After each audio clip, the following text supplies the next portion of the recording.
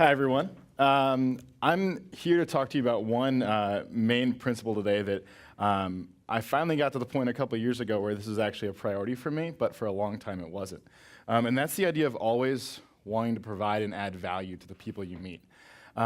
It's not a new theory by any means. I feel like every time I run into a successful entrepreneur, successful business, or really the entire company, that's a core principle that I think is a common theme in people like that. And a couple great examples here actually this week. I mean, obviously Zappos, the idea of delivering happiness. That's their own version of add value to the people that you meet and the people that you're around.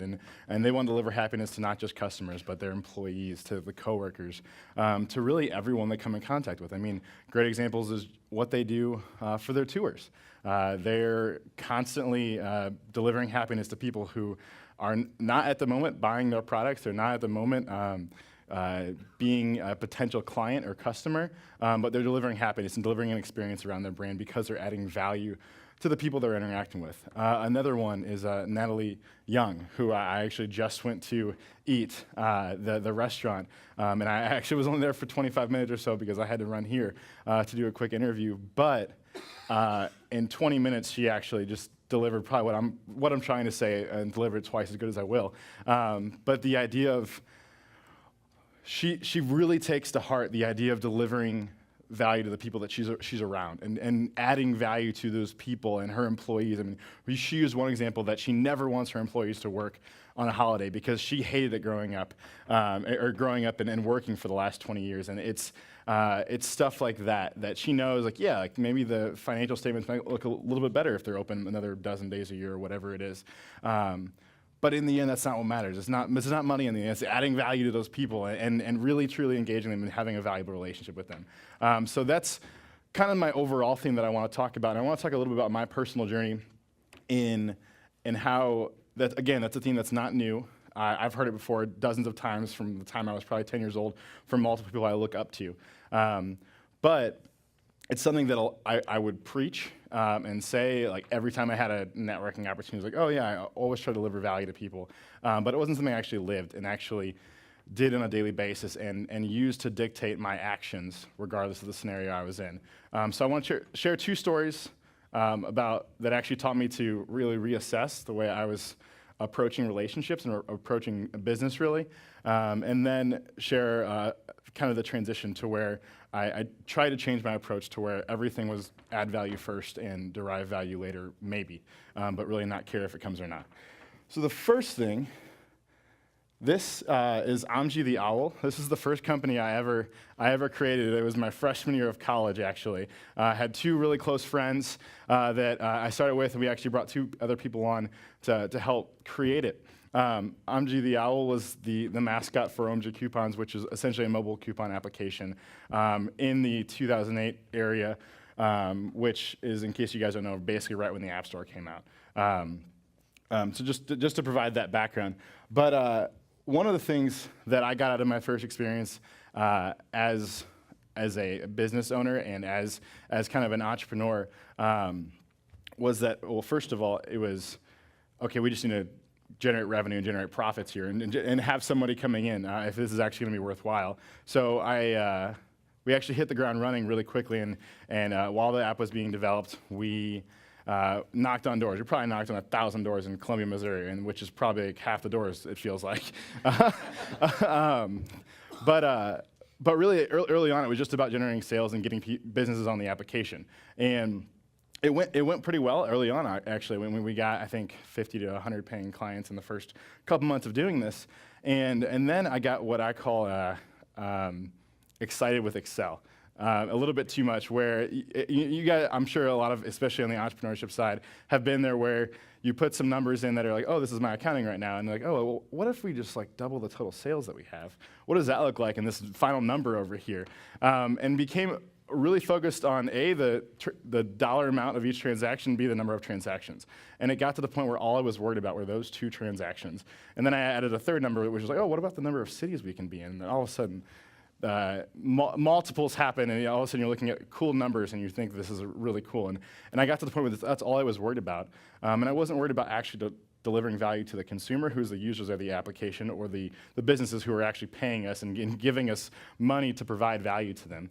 And after about 8 to 12 months of doing this, cool numbers coming in again, I had a couple phone calls where some businesses were like, hey, you know what, like, I think we're gonna cancel our account. And I was like, why are you canceling? I mean, do you have a good experience? Like, honestly, we can't attribute any sales or any increase in what we're doing to this. And sure, I probably was able to talk to a few people out of leaving and staying on the application for a little while longer. But it kind of continued to spiral downward after that. We didn't have a lot of analytic systems built into it. We couldn't tell what ROI was for clients. And we didn't really have an actual value proposition for them. So really, long story short, this happened over 6 months where there was a lot of negative things going on. And we ended up losing about half the clients, and the 5 of us at the time decided to call it quits and shut down. And really, for me, the primary lesson here that was really hard to learn was I got too busy with looking at the numbers and looking at what value I was getting out of it, which was a derivative directly of the amount of revenue that we were generating. And so what that actually meant in the end was that, again, I didn't provide value to our actual audience. I didn't actually provide value to the people that were even giving me money to actually provide value to them. And therefore, the business really failed because of that. So that's really one example that I wanted to use. Basically, the idea of deliver value to your customers and prioritize their experience and add value to them in every way possible is a relatively important principle in business. So my next company, Rockypied, again, kind of leading down the mobile pipeline as mobile continued to grow. We started doing a lot of freelance projects. We actually made a couple games. That's Blind Ninja down in the bottom right. He's a blind ninja that really likes chocolate, so you had to help him get that. And then Lost Little Zombie. These are both off the App Store now, so sorry, you cannot download them anymore. Lost Little Zombie, he really just didn't want to get caught by the ghosts. So, those are 2 games we kind of worked on. They were just our own projects. They were all consumer-facing and that kind of stuff. The final thing you see here is an app called Picture. And this was one of the freelance projects that we got because of the network we had in Colombia. And eventually, this is actually a really cool project for us. It was basically they wanted to create an application that made getting photos printed really easily at a Walgreens or something like that was local. So we actually really liked the idea so much, and actually eventually turned it into kind of like an event sharing photo application. This is like a year after Instagram started, so photo sharing was this monumental thing that, and I think there was like the trends of a million new photos shared a day was ever increasing. And so we wanted to get in on it. And so we actually set up an agreement where we actually had equity in the product, and we're supposed to be spending more time on the product itself, obviously because it's essentially a piece of our business at that time. And so my 2 co-founders with Rockypied actually spent a lot of time on the project. They dedicated probably 50 to 75% of their full efforts on the company itself, or on Picture itself, and how to further it, build it out more, get verification, start building partners and that kind of stuff. And I was actually in a situation where to complement what we were doing at Rockypied, we had a few employees, but to complement the revenue that we were bringing in, I actually had a side job. And was working, I say side job, it was a full-time job in addition to doing what we were doing at Rockypied. And what I found after a couple months after arranging this agreement, that I was doing nothing for Picture. Now, in the agreement, it said Rockypied owns this X percentage of Picture. There was no, again, I was a rookie when it comes to agreements and that kind of stuff. It would have been structured differently had I done it now. But I had no essential obligation outside of what we had said verbally, which was you're going to help further this project. And I didn't feel good about it. I was literally not delivering any value, and I never brought that up. I just continued to not deliver value. It continued to damage the relationship I had with my 2 co-founders, as well as the client/partner on the Picture product, and it was a husband and a wife. And luckily, they're all great people, and we've worked past it over time, and the 2 co-founders work with me at Infuence Co now as well. But it really damaged the relationships, and it really made it difficult to get past it. And for me, again, it was a failure as a business person, as a person in general, because I really started worrying about, again, my financial side. Like, oh, like I could bring up that I'm really not delivering any value and restructure the agreement so I'm not involved in it, or Occupied is getting a less of a percentage to represent what we're actually putting in. However, I was like, but then we're getting a little bit less. And technically, if you look at the agreement, I don't have to do anything less or do anything more, so why would I bring it up? And really over time, I mean, there are a few other factors as well, but again, this led to the deterioration of the relationship and deterioration of the value that we were creating for the person that had really trusted us and helped bring us business and a cool opportunity to work with them. So eventually this led to the collapse of Picture, and eventually some of the animosity that continued on after that led to eventually us deciding to discontinue Occupied. It was partially that we were really done with doing freelance projects and not doing our own things, and we had nothing that we really wanted to roll with at the moment that we were doing ourselves. So here I am at a time where essentially 2 failed ventures. I'm actually about 6 months out of college at this point, and I feel kind of shitty. I've never been like truly successful in building a long-term sustainable business, and it was at this moment that I reflected on what was it that allowed me to that caused failure, and in the end, I could really easily point to the fact that I got selfish, I got too focused on dollars, and I wasn't focusing on adding value. Wasn't focusing on doing something that was important for the people around me as a primary motive. So at this time, I decided, you know what?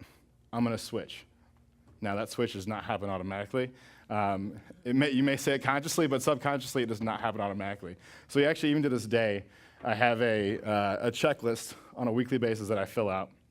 It says, I go through what I'm doing, and I make sure I hit the checkbox, like I'm doing this to primarily add value. Or when I go to a conference, I'm like this, for instance, I'm doing it, my interactions, I'm focusing on providing value first.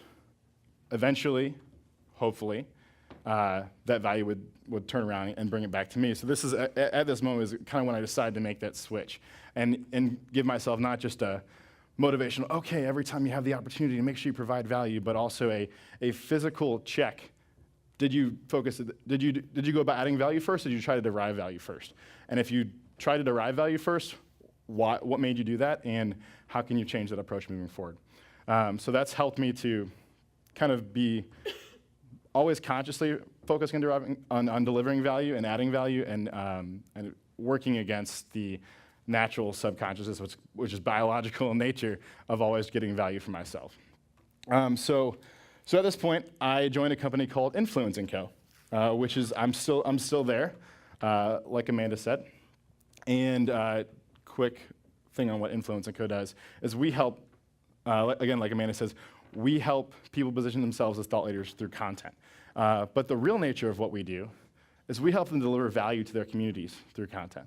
We help them deliver educational content. We help them say, hey, you know what, there's millions of people that I can provide value to, educating them on social media marketing, or even a more hyper niche industry. I have to make sure that I'm adding value to them as a leader in the space, because if I'm not doing that, I'm really not doing what I should be as an expert. So not only did I have an opportunity to join 2 people in Kelsey Meyer and John Hall, the 2 co-founders of Infuence Co, who I greatly look up to and who I really respect in their consistent approach to always focusing on others first and adding value to every relationship and opportunity that they have. But I also joined a company where that's kind of inherent in the mission, inherent in what we do on a daily basis. That's really, really cool to be a part of. And we also have a great team that furthers that atmosphere as well. Past John and Kelsey, we're up to 36 full-time employees now. And this was 3 years ago that this company started. And it's been crazy seeing it grow and really seeing that for everyone in the company, the primary thing that we deliver on a daily basis is trying to add value to everyone that we interact with, whether it's clients, each other, potential partners, whoever it is trying to see what we can do to make the experience better. So really, I guess, after all of that, that's where I am today, really, and I would just pose the challenge to all of you is, whether or not you realize it, sometimes you're probably selfish to some degree in the way you approach an interaction. So just be self-analytical about, are you actually trying to provide value consistently? And if you're not, what can you do to make that a part of your daily habit?